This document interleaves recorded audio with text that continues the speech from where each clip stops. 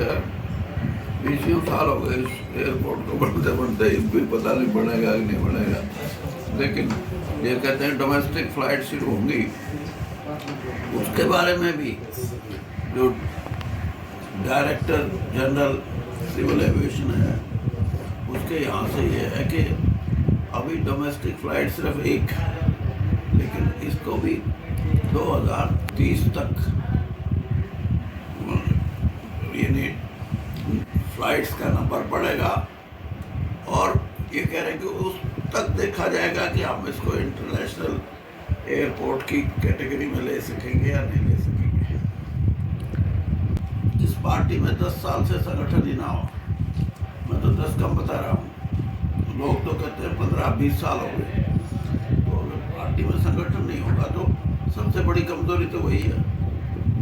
और आप कहते हो कि किसको जिम्मेवार मानते हो, सबसे बड़ी जिम्मेवारी तो यही है कि आपका संगठन नहीं है। इसीलिए तो 2500 आदमी एप्लीकेशन देते हैं और फिर बगावत करते हैं तो उसमें थोक में करते हैं तब के, क्योंकि उनका कोई पार्टी से संबंध नहीं होता, तो टिकट लेने के लिए आए हुए हैं। फिर तो हिंदू जो बड़े बड़े मठ हैं, बड़े बड़े टेम्पल हैं, उन पे भी कोई सख्ती होनी चाहिए कि उनका पैसे का भी दुरुपयोग ना हो, उनके पास जो ज़मीनें हैं वो ठीक व्यवस्थित हों। सिर्फ वक़्फ़ पे कानून बनाना हमारे भाईचारे को कमज़ोर करने का एक प्रयास है सेंट्रल गवर्नमेंट का। सरकार की कार्रवाई को बता दो, ये पर्ची खर्ची की जो बात करते हैं ना, इसीलिए मैं कह रहा हूँ, मैं 10 साल बीजेपी में रहा हूँ, 42 साल कांग्रेस में। ये खर्ची पर्ची की व्यापक रूप अगर कोई देखना है तो इस सरकार में देखा जा सकता है, और मैं इसको साबित कर सकता हूँ।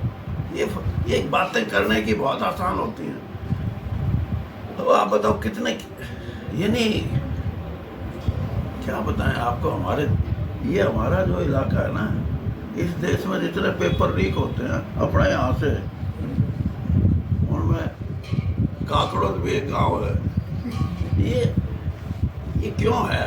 कहीं ना कहीं इसमें व्यवस्था में खोट है, और खोट इसलिए है कि जो प्रशासन है, प्रशासन की अगर कोई हैबिट बन जाए कि हम तो ऐसे ठीक है यार, कौन पूछता है, एक आध बार सस्पेंड हो लेंगे क्या, ये नहीं। प्रशासन को चुस्त दुरुस्त करने के लिए सरकार की नीयत अगर ठीक हो तो चुस्त दुरुस्त प्रशासन व्यवस्था होगी तो